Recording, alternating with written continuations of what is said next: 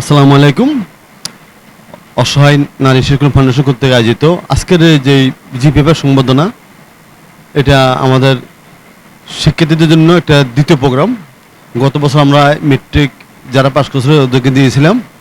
এবার আমরা চেয়েছিলাম দুইটাকে দিতে, কিন্তু পাই নাই।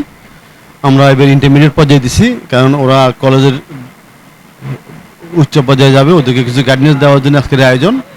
আর এই সবচেয়ে বড় কথা, এই সংগঠনের জন্মলগ্ন থেকে আমরা যারা এই সংগঠনের সাথে আছি, প্রত্যেকেই এই সংগঠনের পাশে আছে এবং সমাজের অনেক ধরনের ব্যক্তিরাই এই সংগঠনকে এগিয়ে নিয়ে যাচ্ছে।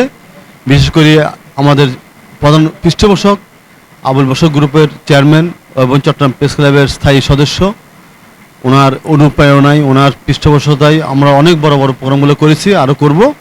এবং এই সংগঠনের বর্তমান সভাপতি এবং প্রতিষ্ঠাতা chairman S M Osman Gani চৌধুরীর আন্তরিকতায় এবং আজকের নবনির্বাচিত সেক্রেটারি লায়ন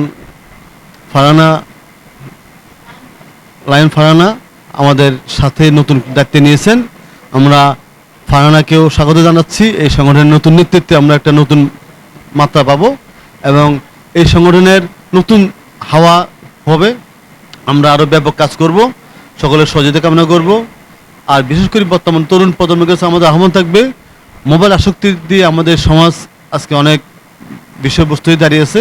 আমরা সীমিত সময়ে মোবাইল ব্যবহার করব, অতিরিক্ত মোবাইল ব্যবহার করব না।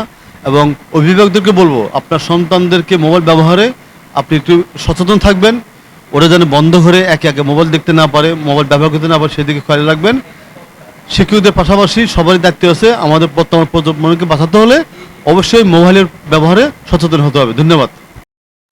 অসহায় নারী, পুরুষ ও শিশু কল্যাণ ফাউন্ডেশন সমাজ ও দেশের কল্যাণে নিয়োজিত সংগঠন।